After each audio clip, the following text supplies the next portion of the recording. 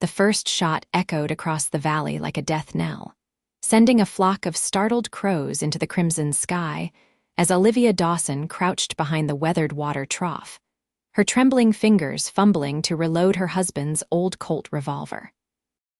The year was 1871, and the Dakota Territory had proven far less forgiving than the letters from the railroad company had promised. Olivia wiped sweat-soaked auburn hair from her face, her breath coming in ragged gasps. 3 men had come for her land that had been hers alone since influenza had claimed her first husband 2 winters past.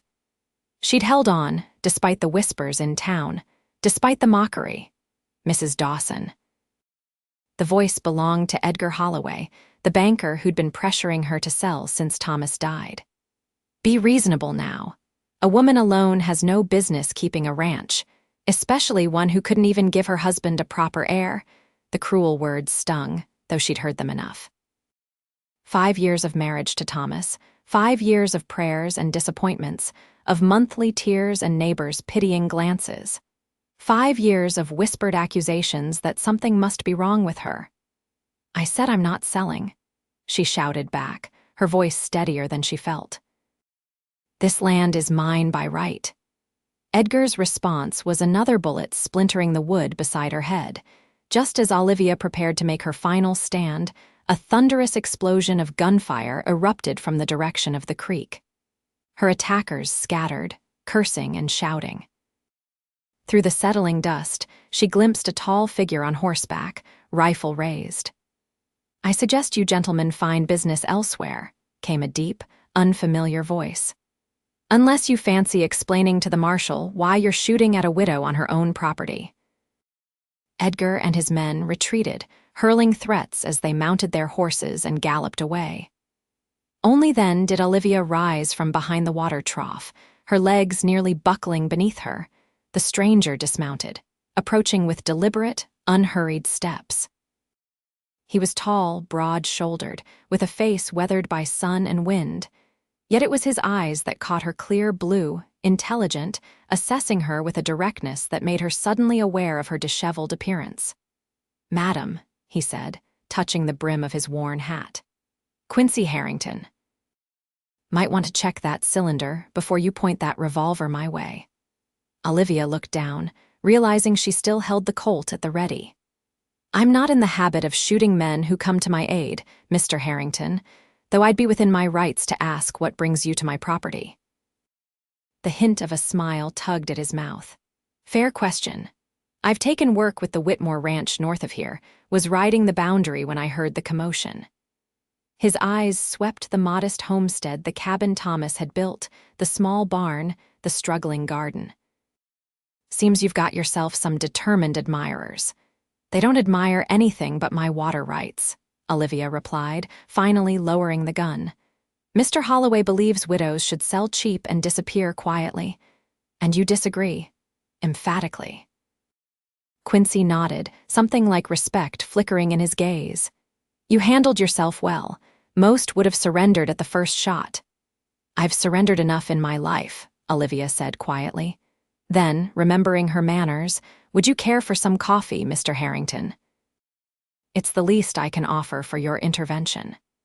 He accepted with a nod, and Olivia led him to the cabin. Inside was simple, but meticulously kept a testament to her determination to maintain standards despite her circumstances. She busied herself with the coffee pot while Quincy removed his hat, revealing thick sandy hair that curled slightly at the ends. "You're managing this place alone?" he asked, his tone carefully neutral. "I am." She set 2 tin cups on the table. "My husband died 2 years ago. No children to help." The last words came out more bitterly than intended. Quincy didn't respond immediately, instead studying her with those piercing blue eyes. "Land this size needs more than 1 pair of hands," he finally said. "Not an opinion on your capabilities, madam, just arithmetic." "Perhaps. But hired hands require money I don't have, and partnerships require trust I'm not willing to extend." Olivia poured the steaming coffee. "The railroad's buying up water rights. Once I sell those, I lose everything. And if you don't sell..." Then men like Edgar Holloway will continue finding ways to persuade me. She sat across from him, hands wrapped around her cup. But I'm still here. Quincy's mouth curved into an unexpected smile. So you are, Mrs. Dawson, so you are. After he'd gone, promising to alert the marshal about the incident, Olivia stood on her porch watching the sun sink behind the distant hills. Something about Quincy Harrington's steady presence had momentarily quieted the constant worry that had become her companion. Yet she knew better than to place hope in passing strangers, no matter how timely their arrival. She had survived this long on her own. She would continue to do so. The following morning, Olivia was startled by the sound of hoofbeats approaching her cabin. Grabbing the rifle she now kept by the door, she moved cautiously to the window. Relief flooded her when she recognized Quincy's tall frame, though it was quickly replaced by curiosity. Behind him rode another man wearing a marshal's badge. "Mrs. Dawson," the marshal called out as they dismounted. "Marshal Craig Preston. I'd like to hear about yesterday's disturbance, if you don't mind." Olivia welcomed them inside, recounting the confrontation with Holloway and his men while the marshal made occasional notes. When she finished, Preston sighed heavily. "I've had complaints about Holloway before, but nothing I could act on. Witnesses tend to develop poor memories when it comes time to testify." He glanced at Quincy.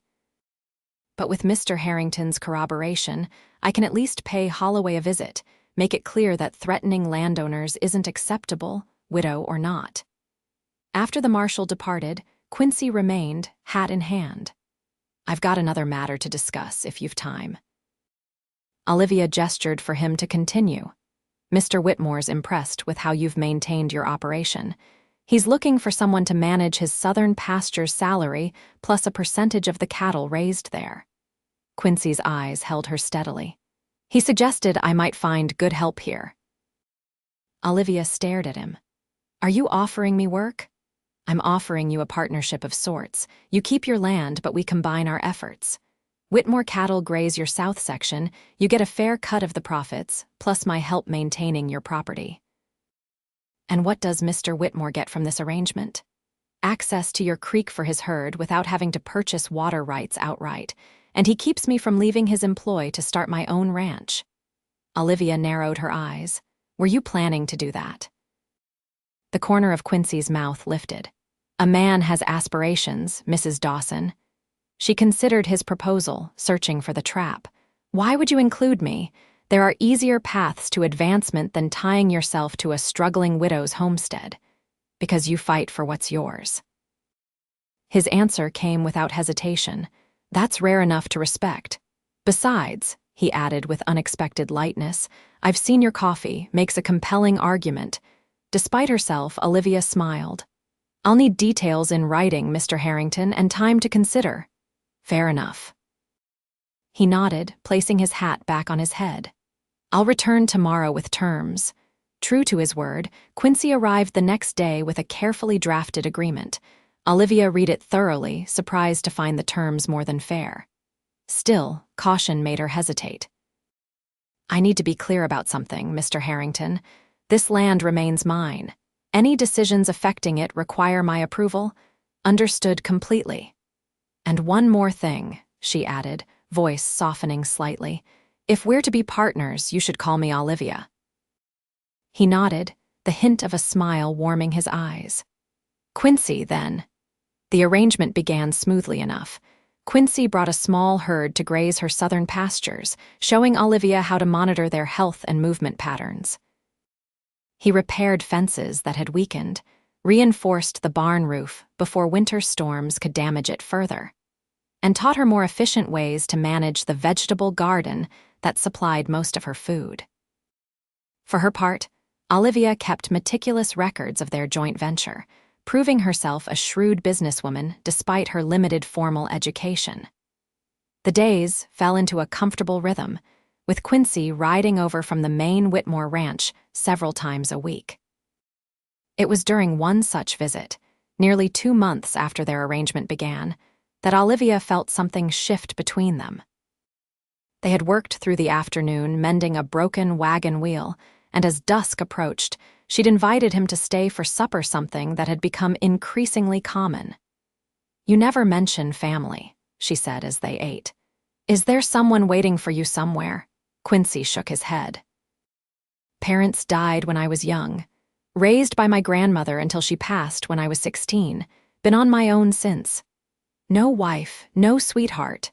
The question slipped out before propriety could catch it.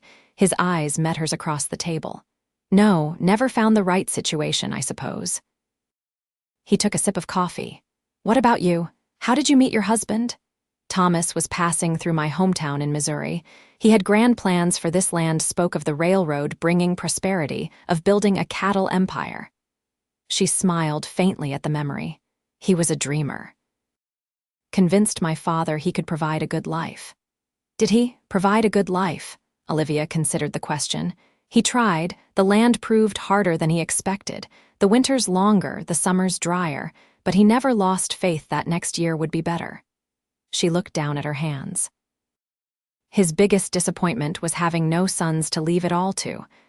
That troubled him. "It troubled everyone," she said quietly. "His mother wrote letters suggesting remedies. Neighbors offered sympathy that felt like judgment. The doctor in town examined me and found nothing wrong, which only made people assume I was somehow choosing not to conceive." Quincy's jaw tightened. "People can be cruel when they don't understand something." "Yes." Olivia rose to clear the dishes. "Eventually, I stopped hoping. Accepted that perhaps it wasn't meant to be." Quincy helped her with the washing up, their movements companionable in the small kitchen. As he prepared to leave, he paused at the door. "For what it's worth, Olivia, I think you've done Thomas proud. Keeping this place going would challenge anyone." "You've done it alone." "Not anymore," she replied softly. "Not entirely." His eyes held hers for a moment longer than necessary. "No, not entirely." As he rode away into the gathering darkness, Olivia found herself standing on the porch long after his figure had disappeared, a strange warmth spreading through her chest despite the evening chill. Winter came early that year, bringing howling blizzards that isolated homesteads for days at a time. During one such storm, Quincy arrived half-frozen at Olivia's cabin, having been caught while checking on their cattle. "You're a fool, Quincy Harrington," she scolded, helping him remove his ice-encrusted coat. "You could have frozen to death out there." "Couldn't leave the herd unattended," he replied through chattering teeth. "Found two calves separated from their mothers." Olivia pushed him toward the fire, wrapping a blanket around his shoulders. "And did these calves appreciate your sacrifice?" A smile cracked through his discomfort. "Seemed rather ungrateful, truth be told." She made him strip off his wet clothes, preserving modesty by turning her back while he changed into dry garments he kept in his saddlebag. The storm showed no signs of abating, making travel impossible. "You'll have to stay until it passes," she said, trying to sound matter-of-fact. "I'll make up a pallet by the fire." They spent the evening playing cards by lamplight, the wind howling outside like a living thing trying to force entry. When Olivia finally retired to her small bedroom, leaving Quincy by the fire, she found sleep elusive. His presence in her home, this man who had slowly become essential to her days, felt significant in ways she wasn't ready to examine. The storm lasted 3 days. They settled into an unexpected domestic routine, Quincy tending the fire and caring for the livestock in the barn, Olivia cooking and mending. They talked more than they ever had before, about childhoods and dreams, failures and hopes. In the evenings, Quincy read aloud from one of the few books. Olivia possessed a collection of Shakespeare's sonnets that had been her mother's. On the third night, with the storm finally beginning to wane, Olivia found herself watching Quincy as he read, his deep voice giving life to words of love and longing. When he looked up and caught her gaze, neither looked away.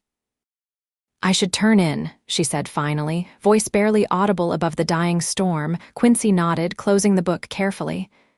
"Olivia," he began, then stopped, seeming to search for words. "Yes." "Nothing." He shook his head. "Sleep well." In the morning, with paths finally clear enough for travel, Quincy prepared to leave. At the door, he turned to her, his expression uncharacteristically uncertain.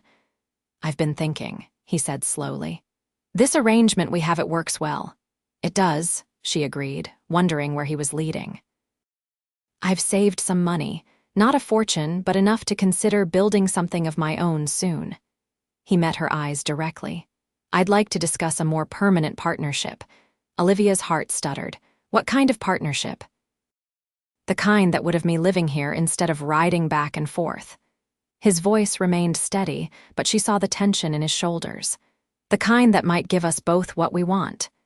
"And what is it you think I want, Quincy? Security? Companionship?" He paused. "The same things I want." She studied him, this man who had become so important to her existence. "Are you proposing a marriage of convenience, Mr. Harrington?" "No," the word was firm. "If I were proposing marriage, convenience would have nothing to do with it." Olivia's breath caught. "Then what are you proposing?" "Time," he said simply. "Time for you to consider whether you might one day see me as more than a business partner. Time for us to know if what I feel for you, what I hope you might feel for me, is enough to build a life on." The honesty in his words touched her deeply. "I'm barren, Quincy. You should know that if you're thinking of a future." His expression didn't change. "I'm thinking of a future with you, Olivia. That's all that matters to me." She didn't answer immediately, emotions warring within her. Finally, she nodded. "Time sounds reasonable. We can discuss it further when you return." After he left, Olivia moved through her daily chores in a daze, his words echoing in her mind. For so long, she had defined herself by what she lacked: a husband, children, security. Now Quincy was offering her a chance at two of those things, without seeming to mind the absence of the third. Could she allow herself to believe in such a possibility? Spring arrived with its promise of renewal, bringing with it changes to the Dawson homestead. True to their discussions, Quincy had begun spending more time there, eventually moving most of his possessions into the small room Thomas had intended as a nursery. Their partnership flourished, with the cattle operation expanding enough to hire occasional help from nearby farms. In town, people noticed the arrangement. Whispers followed Olivia through the general store, speculating about her relationship with the tall cowboy who now accompanied her on monthly supply trips. Some were kind, expressing pleasure that the widow Dawson had found companionship. Others were less charitable, questioning the propriety of their living situation. "You shouldn't have to endure their gossip," Quincy said, after one particularly difficult trip where the banker's wife had openly snubbed Olivia. "Perhaps we should consider making our arrangement official." Olivia shook her head. "I won't be pushed into marriage by wagging tongues, Quincy. When if we marry, it will be because it's what we both truly want." He nodded, respecting her decision, even as his eyes conveyed what he was increasingly unable to hide: that his feelings for her had grown far beyond partnership or friendship. Olivia felt it too. This steady, warming affection that had crept up so gradually, she hardly knew when it had begun. It wasn't the breathless infatuation she'd experienced with Thomas in her youth. This was something deeper, built on shared work and mutual respect, on quiet evenings and early mornings, on knowing glances across the dinner table and the brush of hands when passing tools. It was love, she realized one summer evening as they sat on the porch watching fireflies rise from the tall grass. A different kind of love than she'd known before, but no less powerful for its quieter nature. That night, as Quincy bid her goodnight outside her bedroom door, a ritual of respect they'd maintained despite the growing feelings between them, Olivia made a decision. "Quincy," she said softly, stopping him as he turned to go. He looked back, question in his eyes. "Stay." Understanding dawned in his face. "Olivia, are you certain?" She nodded, heart racing. "I am." He stepped closer, one hand gently cupping her cheek. "I've wanted to do this for so long," he murmured, before lowering his mouth to hers. The kiss was tender at first, a question and answer all at once. Then, as Olivia's arms went around his neck, it deepened into something more urgent, more honest. When they finally drew apart, both breathing faster, Quincy rested his forehead against hers. "I love you," he said simply. "Have for months now." "And I love you," she whispered back, the words both frightening and freeing, "despite my best efforts not to." He laughed softly at that, then grew serious. "I want to make you my wife, Olivia. Not because of propriety or convenience, but because I want to build a life with you, share everything with you. Even knowing I can't give you children," his eyes held her steadily. "I'm not marrying you for what you might give me, but for who you are." 2 weeks later, they were married by the circuit preacher in a simple ceremony attended by Marshal Preston, Mr. Whitmore and his wife, and a few neighbors who had been kind to Olivia after Thomas's death. They spent their wedding night in the cabin that was now truly their home, discovering each other with tenderness and growing passion. Life settled into a new rhythm after their marriage. They worked side by side as equal partners, expanding their operation until it rivaled some of the larger ranches in the territory. Quincy proved to be not just a skilled cattleman but a natural businessman, negotiating favorable contracts with the railroad when it finally reached their area. Olivia flourished under the security of their partnership, revealing entrepreneurial instincts that surprised even herself. She began making and selling cheese from their small dairy herd, eventually expanding to supply not just local families, but the growing number of restaurants in the nearest large town. Their happiness was marred only by Edgar Holloway's continued attempts to undermine them. Though he had ceased his direct threats after Marshal Preston's intervention, the banker found other ways to create difficulties, denying loans, spreading rumors that damaged their business relationships, encouraging other ranchers to block their cattle drives. "He won't stop until he gets what he wants," Olivia said one evening after learning Holloway had convinced a new merchant not to stock her cheese. "And what he wants is our land." Quincy's expression hardened. "Then he'll be disappointed. We've worked too hard to build this." Their determination was tested severely the following spring, when heavy rains caused unprecedented flooding throughout the region. Their lowest pastures were submerged, forcing them to move cattle to higher ground and causing significant financial strain as they struggled to feed animals on limited grazing land. When the waters finally receded, they discovered their main creek had changed course, cutting across what had been prime grazing land and leaving a deep gully that made large sections impassable for cattle. "This changes everything," Olivia said as they surveyed the damage. "Without that pasture, we can't sustain the herd through summer." Quincy nodded grimly. "We'll have to sell some of the cattle, focus on quality over quantity until we can repair the land." That evening, as they discussed their options late into the night, a knock at the door startled them. Quincy answered it, hand near the revolver he kept by the entrance, to find Edgar Holloway standing on their porch. "Evening, Harrington," the banker said, his tone falsely pleasant. "Heard about your flooding troubles. Thought I'd come make an offer while you still have something worth selling." Quincy's jaw tightened. "We're not interested. You haven't heard my offer." Holloway produced a document from his coat pocket. "I'm prepared to pay a fair price for the water rights. You keep the rest of the property?" The answer is still no. Holloway's friendly facade slipped. "Be reasonable, man. You're facing ruin. The bank won't extend credit for repairs, not with your reduced capacity." "How convenient," Olivia said, joining them at the door. "The same bank where you serve as manager." The banker's eyes narrowed. "Mrs. Harrington, still as stubborn as ever, I see. Perhaps if you'd given your first husband's sons to help work this land, you wouldn't be in this predicament now." Quincy stepped forward, anger flashing in his eyes, but Olivia placed a restraining hand on his arm. "My worth isn't measured by the children I haven't borne, Mr. Holloway," she said evenly. "Now please leave our property."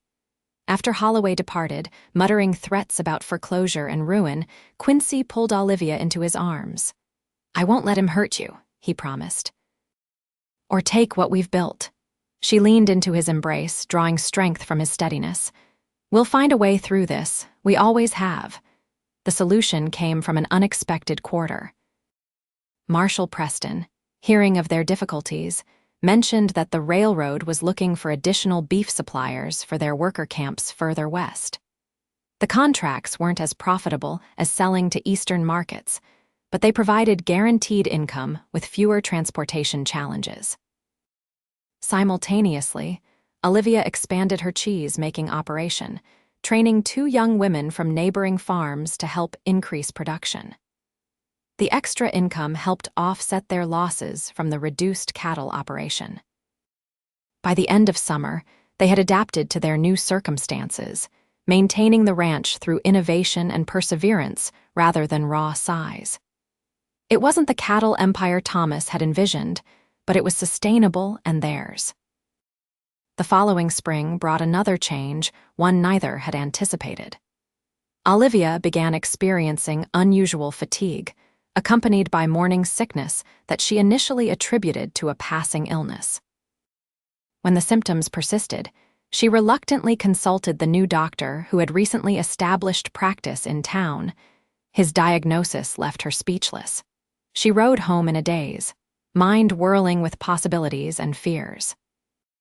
Quincy was repairing fence posts when she arrived, and one look at her face had him dropping his tools and rushing to her side. "What is it? What's wrong?" Olivia took a deep breath. "I'm with child." Quincy stared at her, shock giving way to wonder. "How is that possible?" "You said, I know what I said." Her voice trembled. "What the doctors told me, but it seems they were wrong." Slowly, a smile spread across Quincy's face. He lifted her from the saddle, spinning her in a circle before setting her gently on her feet. "A baby," he said wonderingly. "Our baby." Olivia's eyes filled with tears. "I'm afraid to hope, Quincy. After all this time, all the disappointment." He took her face in his hands. "Then I'll hope enough for both of us. But Olivia, understand something, this child will be a blessing, but you were already enough. You have always been enough." The months that followed were filled with cautious preparation.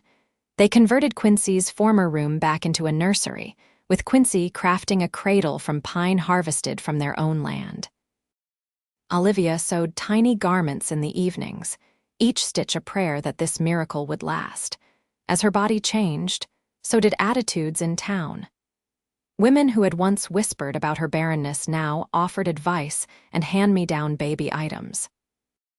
Even Mr. Whitmore, gruff and practical as he was, arranged for a midwife to stay at a nearby farm as Olivia's time approached. Only Edgar Holloway remained unchanged, his bitterness seemingly intensified by their continued resilience. When he encountered them in town one afternoon, his customary civility slipped entirely. "So the barren widow finally proves herself useful," he sneered, eyeing Olivia's swollen belly. "Let's hope it's a son. God knows a daughter would be worthless on a failing ranch." Before either could respond, Mrs. Whitmore, a formidable woman who had taken a liking to Olivia, stepped forward. "Mr. Holloway, your bank holds the mortgage on my husband's ranch," she said sweetly. "A ranch that might reconsider its business arrangements if its banker can't show proper respect to members of this community." The threat, coming from one of the wealthiest families in the territory, was enough to make Holloway retreat, though his parting glance promised this wasn't over. "Don't let him disturb you," Quincy said later as they drove home. "His opinion matters nothing." Olivia nodded, hands protective over her belly. "I know, it's just I spent so many years hearing those kinds of comments, believing them in some ways. And now." She smiled, a gentle confidence in her expression that had been hard-won. "Now I know better." Their daughter was born as autumn painted the hills gold and crimson a robust, healthy child with Quincy's blue eyes and a shock of dark hair that promised to be as auburn as her mother's. They named her Grace Alina Harrington, and from the moment she drew her first breath, she was the center of their world. Word spread quickly about the Harrington baby, bringing a steady stream of visitors bearing gifts and good wishes.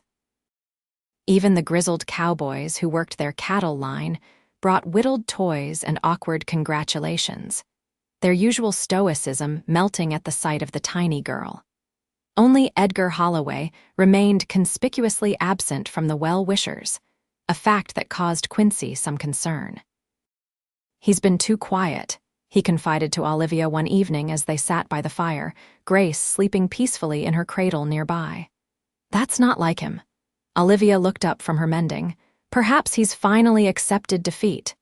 Men like Holloway don't accept defeat, they just change tactics.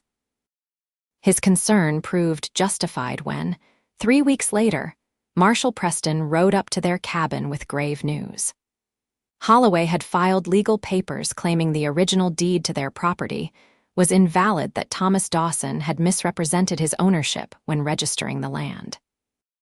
"It's nonsense," Preston assured them, "but it will require a court hearing to dismiss. That means travel to the territorial capital, lawyers, expenses." "Expenses we can ill afford after last year's flooding," Quincy said grimly. Olivia looked down at Grace, sleeping in her arms. "He's timing this deliberately. He knows with a new baby and winter approaching, we're vulnerable."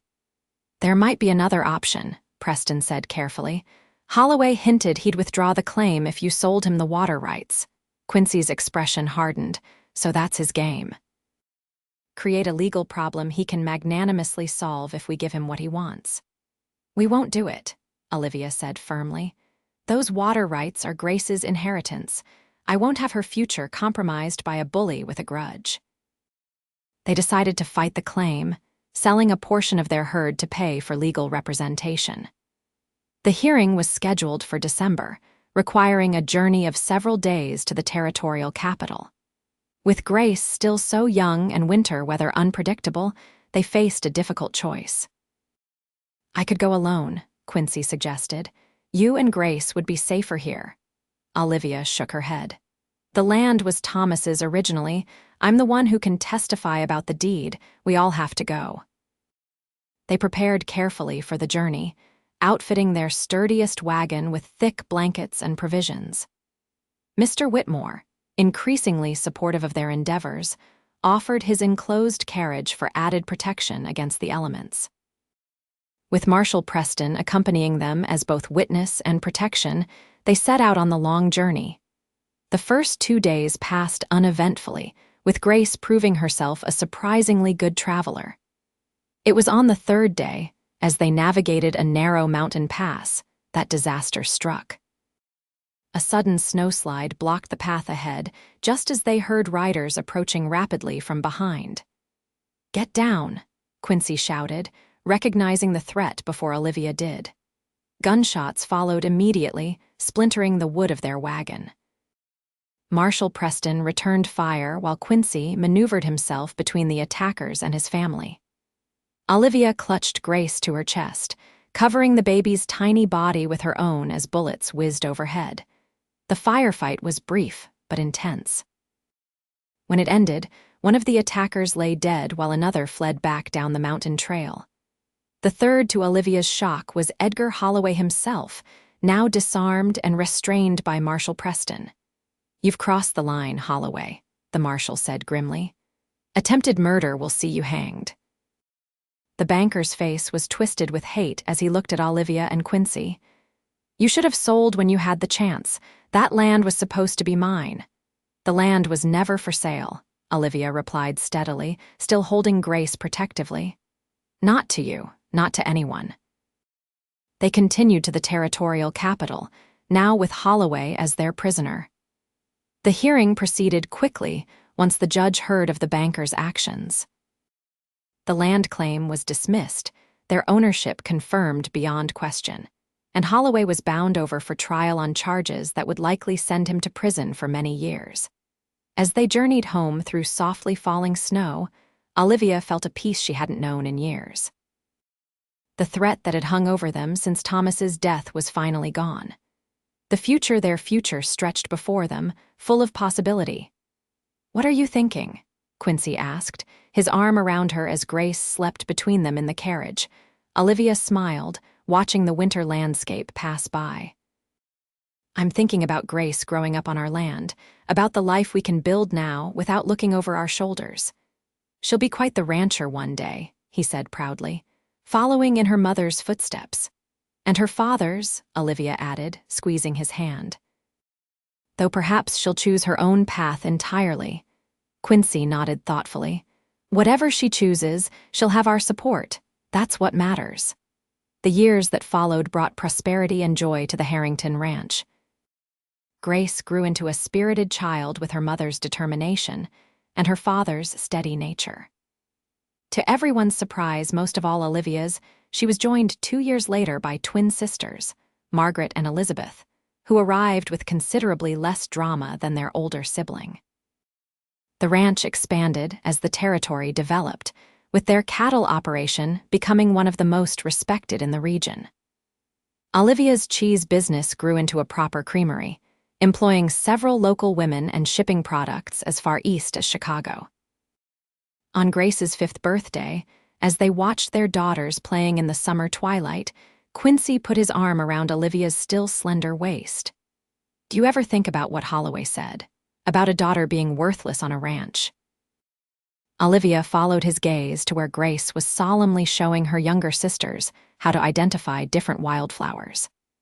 Sometimes, usually when Grace is helping you mend fences or Elizabeth is charming the new calves or Margaret is calculating feed quantities faster than either of us can. Quincy laughed. They're going to run this place better than we ever did.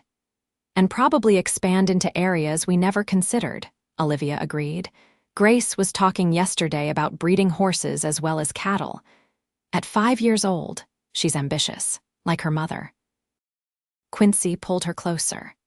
Remember what I told you when we found out about Grace, that you were always enough, baby or no baby? Olivia nodded, leaning into him. I meant it then, and I mean it now, he continued. Our daughters are blessings beyond measure. But you, Olivia Harrington, would have been enough even if they had never come along. Olivia turned in his arms, looking up at the man who had changed her life in ways she could never have imagined that day he rode to her rescue. I know, she said softly. But I'm grateful every day that we have them, that we built this life together. As dusk deepened into night, they called the girls inside, their voices joining in laughter that echoed across the land that had once been a burden and was now their legacy, a legacy that would pass not to sons, as tradition might have dictated, but to 3 strong daughters who would carry it forward in their own way. And in that, Olivia found a joy more complete than anything she had dared to hope for in those dark days when she stood alone against the world. She had found not just love and family, but a future brightened by the very thing others had once mocked her for lacking. In the years to come, as the Harrington sisters gained reputations throughout the territory for their skill with cattle, their business acumen, and their fierce protection of their parents' hard-won land, more than one old-timer would remark how fortunate it was that Olivia and Quincy had been blessed with daughters rather than sons. And Quincy, gray now touching his temples but his blue eyes still bright, would smile and say what he had told Olivia on the day they learned of Grace's impending arrival. Sons, daughters, it makes no difference. Family is family, and ours is our pride.